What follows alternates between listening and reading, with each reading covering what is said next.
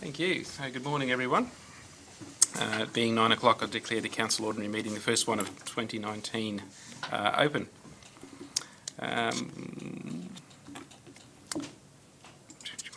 Ipswich City Council respectfully acknowledges traditional owners as custodians of the land upon which we meet. We pay our respects to their elders, past, present and emerging, as the keepers of the traditions, cultures and stories of a proud people. I would ask you all to stand for the reading of the prayer, please. Let us pray or reflect. We meet today to serve our community, to use our resources wisely and well, to represent all members of our community fairly, and to make decisions that promote the common good. Thank you.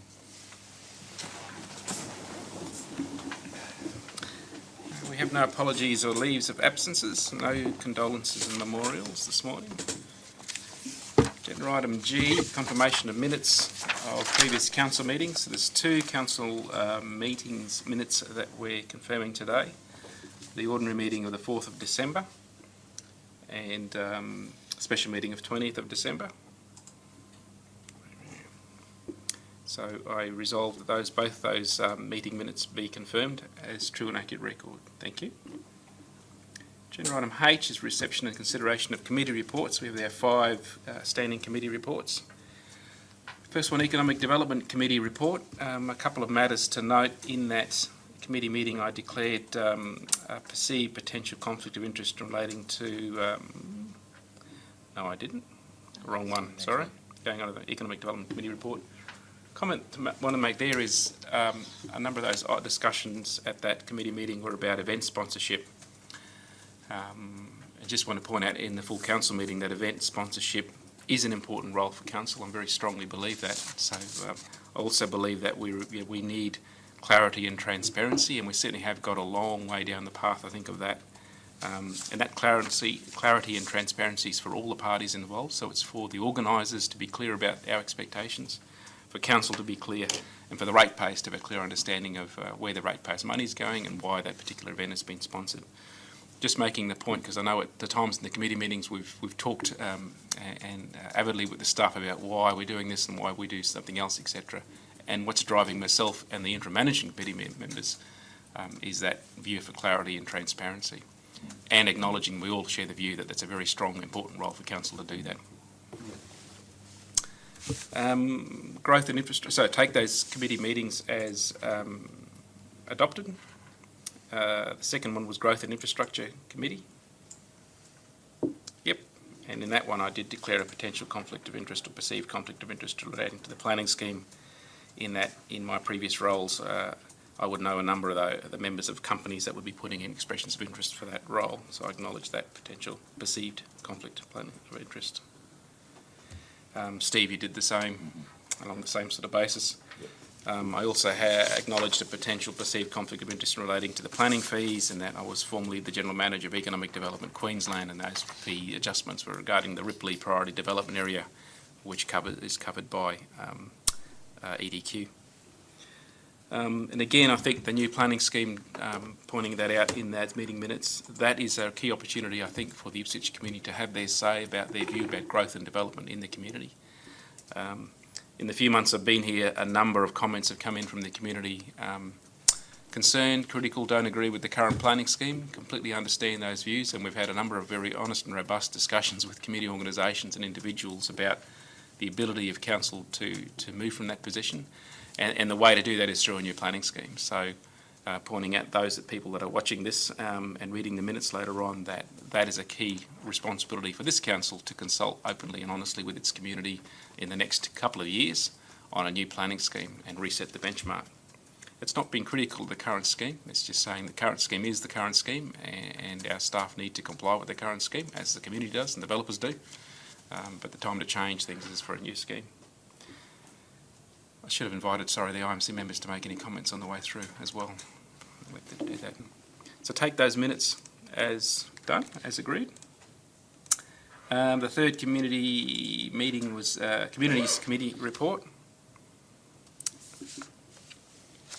Again, I wanted to thank the staff for that, the progressive refinement of the community donations policy, the guidelines, There were some adjustments of that at the committee. I know I said at that committee I'm quite happy for us to continue to refine that. It's a long way we've come from where we were a year ago in terms of dealing with community grants, and happy to be tweaked and adjust that to get greater transparency and clarity on the way through. Take those committee meetings as adopted. Environment Committee. Again, committee minutes adopted. And last one was Governance. Governance Committee, the highlight for me were two things. One was the unqualified financial statements after a very lengthy audit through the Queensland Audit Office of the Council's reports, and also for the first time Council has presented the controlled entities, the Council-owned company, full financials are tabled as part of that and on the public record. Thanks for the staff involved with that. So I'll take those, endorse those committee minutes as endorsed as well. Any comments from IMC on the committee meetings? No. We don't have any consideration of notified motions, reception of notice of meetings for future meetings, nothing on J, no questions, K, and we have two officers' reports to consider today. The Queensland Audit Office Final Management Report, 2017-18. I'm going to talk to that or not? No, just take that as... Yep. Yeah. So that presents the full financial reports of Ipswich City, all the controlled entities. The companies are controlled by councils. And I'm resolving to the annual report as detailed in the attachment be adopted, and that the financial statements for the council's controlled entities also be received and noted. And thanks again for everyone involved in that process. A lot of work, much appreciated. Last item, which I've now lost on my iPad. A late item on the Cameron Park, future use of Parkland and facilities. Bryce, thanks for popping up. Good morning all. Just by way of background, Council took possession of the Swifts, currently the Swifts Leagues Club on Brisbane Road, a number of years ago. I think it was due to a mortgagee type settlement. The short story is the building is very aged, it's reaching the end of its life, and basically functions as a sports club. So large number of poker machine licences, so it's a liquor venue that also supports the adjacent bowls clubs. So because it's reaching the end of its usable life, we've done a condition assessment on the building. Over the course of the next 10 years, we'll be spending upwards of $1.5 to $2 million on the building. In terms of its community benefit as a Leagues club, it's questionable as to whether it's something that council should be investing in for that reason, and therefore we've been exploring some options around where we head with this. The options that we have is, which is the one mentioned in the report today, is about selling the premises back to Swifts. Alternatively, council would need to invest a couple $1 million over the next number of years into the building to ensure it meets standards. And the third option is that council, in effect, buys the Swifts out of the lease. We demolish the building as it currently stands and move back to that venue being purely a venue for the lawn bowls that's there. Options B and C would both cost council a reasonable amount of money. So we have been in negotiations with the Swifts Sports Club as they've expressed interest in buying the facility. We've been working on this for the last couple of months and finally reached the point where we have in principle agreement on the land size and the price for the sale of the building. We can sell directly to Swifts because there's an exemption under the Local Government Act to sell directly to a community group without going through an open tender process, but that's subject to the price being equivalent with or more than valuation and the club meeting their requirements as far as demonstrating that they are a community club. Those two criteria have now been met, so the purpose of this report is twofold. One is I'm recommending that we proceed with the sale of the footprint to to the Swifts Club. But to ensure that there's a direct nexus in terms of community benefit from that sale, the site is surrounded by Cameron Park, which under the planning scheme is a district level recreation park, and at this point in time the embellishment of that park does not meet our desired standard of service. So what I'm recommending as a second stage is that to demonstrate the community benefit from this sale, the proceeds of the sale be utilised to do a fairly significant upgrade of Cameron Park to enable it to meet the desired standard of service and start to meet its potential. The reason the park needs an upgrade ultimately is that it's surrounded by medium density residential in that area, and so the use of that park will certainly increase over time. To date it's been okay in terms of being fit for purpose because it is surrounded with low density res, but that medium density residential change is starting to flow through the community. So in summary, we're looking to recommend to council that we sell the property at market value, and the proceeds be reinvested back into the park. Should also mention it would be our intention to go through a reasonable amount of community engagement in regard to the design and improvements in that park, just in terms of things like what the playground upgrades might look like, what other facilities the community would want to see in that park. No, yep, A few queries. yep, go. The any other community, obviously, the idea of embellished park, sounds good. Is there any other likely community resistance or concern about that proposal? Or? There could be, in terms of, I know it's Swift's intention to upgrade the facility over time, and it may increase patronage of the facility over time, which will have potential traffic and parking implications as part of it. So there may be some resistance in that regard, but outside of that, largely in the next sort of short to medium term, from a community perspective, I wouldn't think you'd see a massive amount of change. Would they have to go through some sort of rezoning? Use? No, so I've checked with the planners this morning. The land is zoned recreation, and it would be intended for it to remain that. Okay. They would need development approval, but a sports club is, and because there's pre-existing use there, it's consistent with that. If they wanted to knock it down and put a shopping centre there, then that obviously would be a different story. So, Are there any other likely commercial operators that would have their eyes on this? There's certainly been interest in the past from other commercial operators, and I'm aware that Swifts are in discussions with partners about how they redevelop the site. However, the likely commercial issues may be some concern of the likes of Brothers Links Club, for example, and other local establishments offering the same service. But ultimately, that's what they're offering now. It's just that it's their intention to do a little bit better than what they're doing now. Yes, Simone. Thank you, Bryce, for that further information. I've got a few comments to make in public session, if that's okay, in terms of my reading of just the public report, and then I've got, through you, Chair, some queries to make on the confidential details. Just on my, or arguably any member of the public's reading of the officer's report, is that we've got a lessee who's in arrears for both rents and rates. They've failed in their lease obligations to repair and maintain the facilities on the land, yet they have sufficient funds to ask to purchase not only the property but adjoining property. I can appreciate the view, as per the report, that contends that this is a way to cut council's losses with an unfavourable lessee.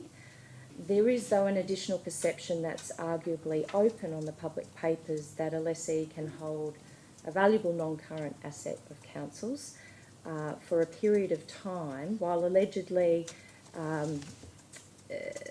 letting the improvements on the land devalue and rent not paid, and then present as a good option for council to cut its losses.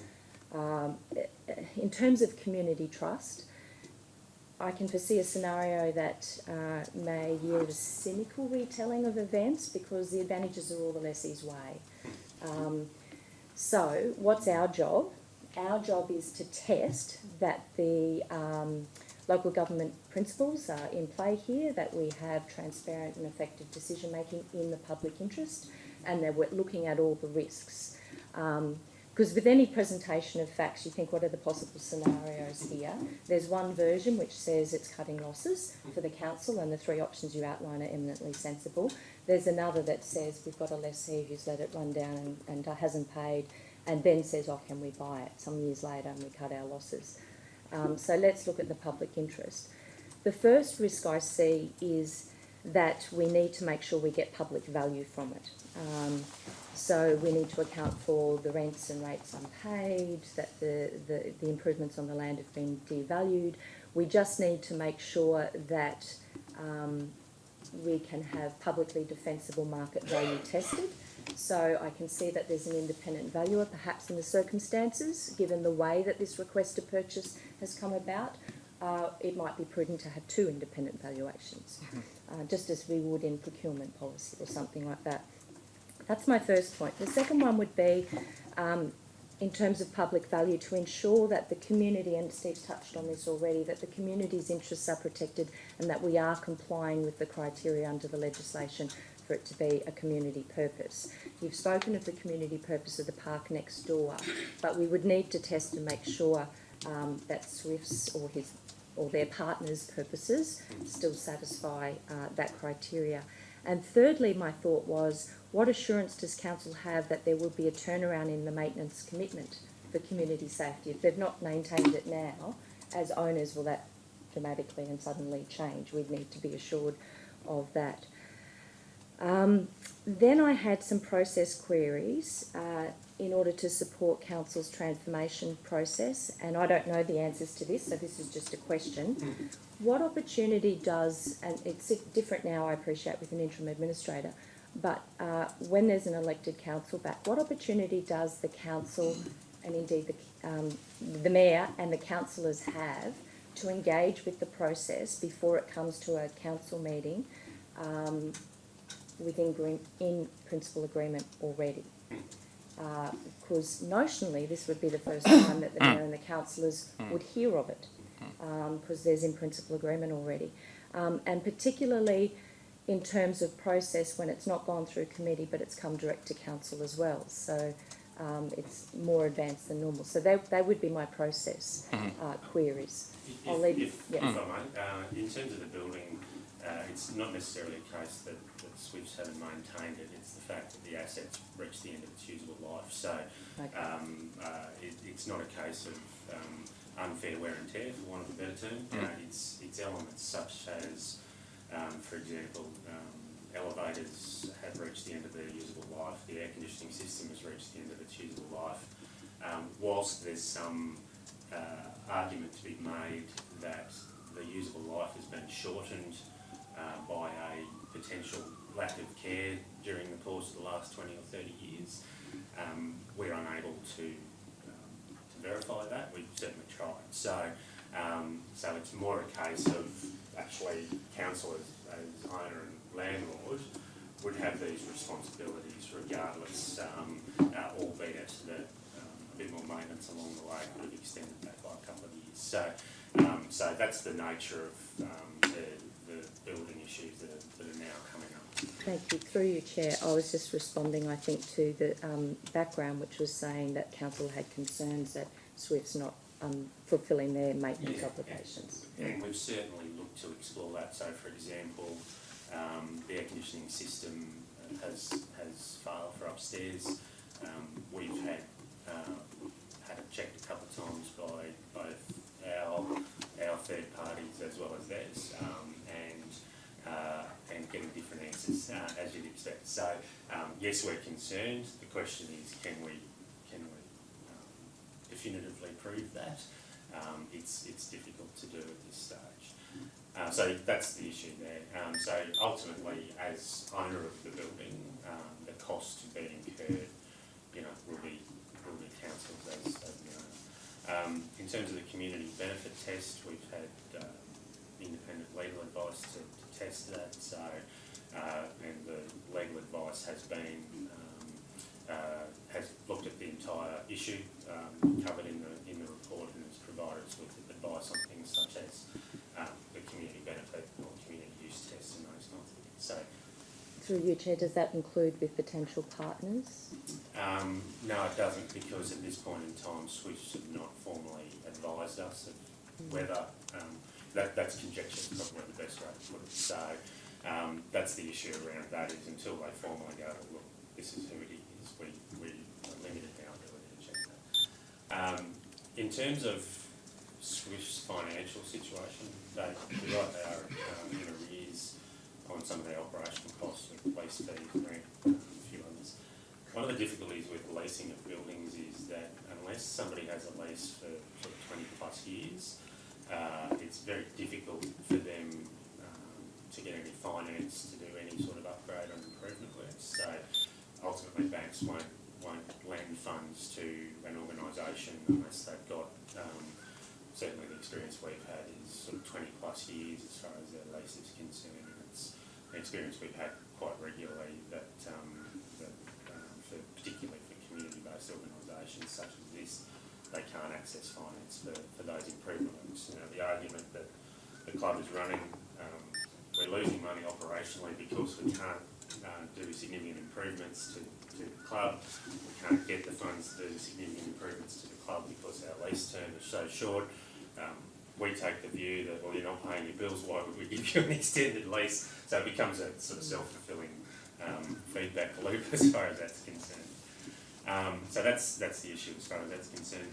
In terms of the process, I suppose we use the process very similar to what we would, and I'm not sure of the right governance processes around this, but that was the early consultation with the administrator that we would normally do with councillors in a relatively informal sense, just to, has this got legs or not, and we've proceeded on that basis, and we've had a couple of meetings with the interim administrator to talk through the community issues, the ramifications of it along the way. In terms of the timing, ideally we would like to bring this to committee. However, our understanding from Swifts is that their financing arrangements, they're very keen to get an answer from us as soon as possible. So we've honoured that commitment that we made to them in regard to that. There has been some significant work. We intended to have it to committee this round. However, due to a range of things, there's a state listed memorial next door and a few other matters, we've had to be tweaking boundaries almost daily for the last 3 or 4 weeks just to get the footprint right. And then obviously subsequent to that, the evaluation has to be redone on that basis. So a normal circumstance would be a committee, but because of those extended circumstances, we got to the stage where this was the only opportunity this month. So, through you, Chair, may I clarify, so all councillors would be involved earlier on? Previously, no, it'd be the mayor, at that stage, the chair of whatever committee, and usually the divisional councillor would be involved in those initial discussions. Yeah. I think that would make sense, and for that discussion to be brought to the next committee or next committee meeting to do that. So there's a couple of tests for me. One is, can the council do this? And I think you've answered, the paper answers that. Yes, they're a community organisation, and yes, we've got an independent valuation, and yes, that they've in principle agreed to pay at or above the valuation. So we can public do this. The question is whether we, even though we can, should we still do that? And that's what the question we've talked about, is the options about, do you let the lease run out, and do you run an EOI process and see who's interested in the land and what happens to the facility in the meantime? And that gets very messy, and the business potentially stops, doesn't it? Yeah. The alternative is... Or we take it over, and does council really want to be in the business of running a sporting club? I don't think so. Can Yeah. Sorry, Jean. Yes. Yeah, can I just ask, following through from what Simone said, in terms of the potential for Swifts down the track to come up with a partner that may not necessarily be attractive to the community, is there any capacity, legal capacity, for council in its agreement with Swifts to actually insist that council must sign off on the particular partner? So I'm talking prospective, which raises issues, but is there any potential for that? Look, I'd have to take it on notice, but I suspect there's probably some ability to put some sort of caveat on title that says that the facility has to retain its purpose as a community facility, and if it's on title, it's there in perpetuity. So what that means is, you know, one of the big conglomerates that owns a lot of liquor and gaming venues, if they were the partner, then that would be unallowable, versus if it's, you know, another not-for-profit sports club somewhere that's partnering with them, that would be allowable. So, yeah, certainly we can, alternatively, their partner may simply be back, you know, so, so we don't know that, but I'd happy to take it on notice and do a quick check that we can put it subject to that caveat. There's a subdivision got to occur anyway, they're separated off from the park, so we can certainly explore putting that caveat on it, and I suspect that you could do that, to maintain the community purposes and nature.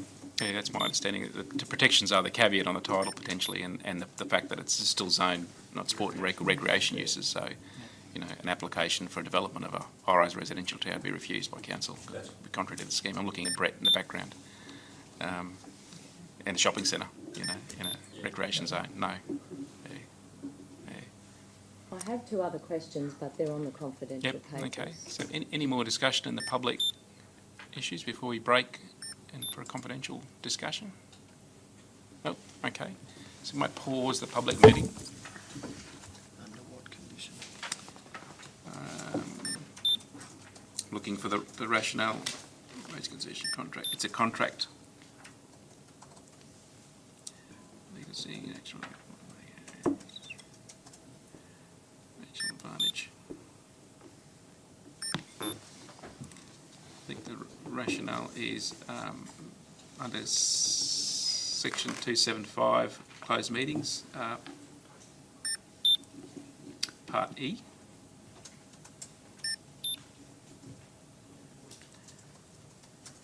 Contracts. Yeah, that's a contract to be negotiated between ourselves and the Swifts. Okay, thanks.